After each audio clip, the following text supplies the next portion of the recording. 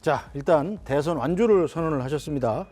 자, 그런데 여론조사를 해봤더니 자, 민주당 이재명 대표 그리고 국민의힘 김문수 전 장관, 개혁신당 이준석 의원 이렇게 3자 대결을 붙였더니 이준석 의원이 두 자릿수 지지율이 나왔어요. 예, 그 조사에 14% 정도 이렇게 나온 네. 것으로 알려져 있는데요. 많은 분들이 보고 놀라셔서 전화가 오십니다. 네.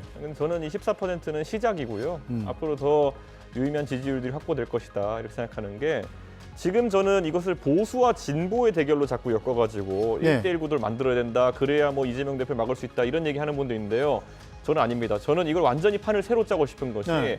과거와 미래의 대결로 가야 되는 겁니다. 저는 미래를 항상 지향하는 정치인이 되고 싶고 사실 이재명 대표는 과거에 대한 얘기를 많이 하시고 예전에 보면은 본인이 과거에 했던 일들 때문에 방탄하고 이런 일이 네. 많으시고 저는 김문수 장관 같은 분도 사실 미래를 상징하는 인물이 되기는 어렵다는 생각합니다. 그래서 과거의 미래의 구도 그리고 또 한편으로는 정상과 비정상 이런 구도 이렇게 재편돼야지만이 저는 개혁신당이 승리할 수 있다 이런 생각합니다. 그래서 호사가들이 얘기하는 것처럼 뭐 반 이재명 연대 이런 건 솔직히 너무 모양이 안 좋습니다. 예전에 박근혜 대통령 제가 선거 도울 때 박근혜는 막아야 됩니다. 그래서 문재인, 이정희 이렇게 연합해가지고 잘 되던가요? 저는 그런 안티 연대 같은 경우는 하고 싶지 않습니다. 자, 그런데 대선 판 얘기가 나와서 말인데 제가 이준석 의원을 높이 평가하는 것 중에 하나는 예. 바로 판 읽기에 정말 귀재잖아요. 예. 이 강서구청장 보궐선거할 때 몇 퍼센트 차이로 진다는 걸 예. 소수점까지 예측해냈잖아요. 예. 그것도 데이터를 기반해서. 예.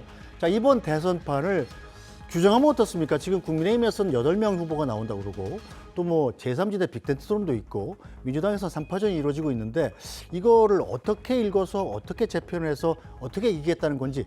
저는 동탄 선거 때도 예측했던 게 네. 처음에 저랑 상대했던 후보가 한 46% 정도 지지율을 얻었습니다. 네. 여론조사에서. 지금 이재명 대표가 얻는 지지율과 비슷하죠. 근데 저는 저 지지율이 30% 후반까지만 내려올 수 있다고 한다면은 좀 충분히 승산이 있다는 생각했습니다. 실제 그렇게 됐고요. 그리고 이제 그런 모름 없음에 해당하는 지지층이 거의 이제 사실 제3지대 후보 쪽으로 온다는 얘기인데요. 네.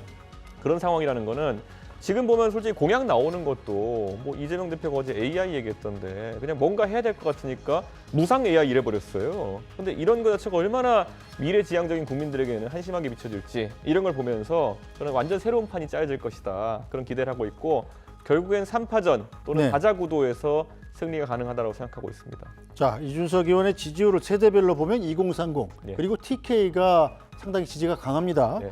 자, 2030 TK에서 이렇게 지지를 받을 거라고 예상을 했었나요? 젊은 세대 같은 경우에는요. 제가 지금까지 다른 정치인들이 다루지 않는 그런 젊은 세대의 문제를 다뤄온 것을 항상 높게 평가해주고 계십니다.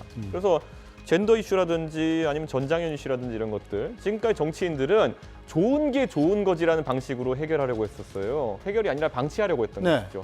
그런데 젊은 세대는 살아갈 날이 긴데 이런 식으로 그래서 이불로 덮어버리는 방식으로 이렇게 정치를 하면은 자신들은 그 결과 때문에 고생하게 되는 것이죠. 이번에 국민연금 문제도 마찬가지 아니겠습니까?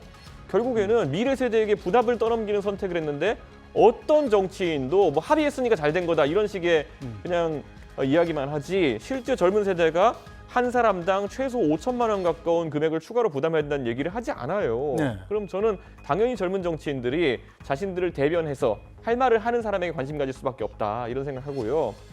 TK 같은 경우는 조금 다른 것이 네. 지금까지 승리를 위해 가지고 박근혜, 윤석열, 박근혜, 이명박 이 두 네. 분을 감옥에 넣은 사람들까지도 대통령 만들고 한동훈 대표는 당대표 만들어보고 했는데 결과가 영 시원찮은 거예요. 그럼 지금까지 오히려 보수 정치권에서 진정성 있게 개혁을 얘기하고 성과를 냈던 사람이 누구냐를 보면은 다시 생각해보니 이준석 뭐 이런 겁니다. 그때 제가 대구에 가서 저는 정면 돌파했습니다. 대구에 가면 많은 사람들이 가가지고 그 위험한 얘기 하지 마라. 네. 탄핵 얘기 하지 마라. 그 당시에 박근혜 탄핵에 대한 얘기 하지 마라 이랬는데 저는 가서 아니다. 탄핵의 강을 넘어야 됩니다. 이거 극복하지 못하고는 대한민국의 TK의 미래가 없습니다. 얘기했고 그래서 저를 이제 전당대회에서 압도적으로 TK에서 지지해 준 것이거든요. 네. 그 당시 상대 후보였던 나경원 의원은 가셔가지고 본인이 대구공항 이름을 박정희공항으로 바꾸겠다 이런 얘기 하셨어요. 그러니까 이거 현격한 대비거든요. 과거와 미래. 네. 저는 이거를 TK 주민들이 누구보다 잘 알고 있다. 그래서 이번에도 미래를 이야기하는 이준석에게 조금씩 관심이 쏠릴 것이다 이런 생각하고 있습니다. 이재명 전 민주당 대표에 대항하기 위해 국민의힘 내부에서 이른바 반 이재명 빅텐트가 필요하다는 주장이 급부상하고 있습니다. 김문수 전 고용노동부 장관은 이재명 후보를 이기기 위해 어떤 경우든 힘을 합쳐야 한다고 말했습니다. 추후에는 반 이재명 빅텐트로 통합의 대상이 될 수 있다고 해석할 수 있을까요?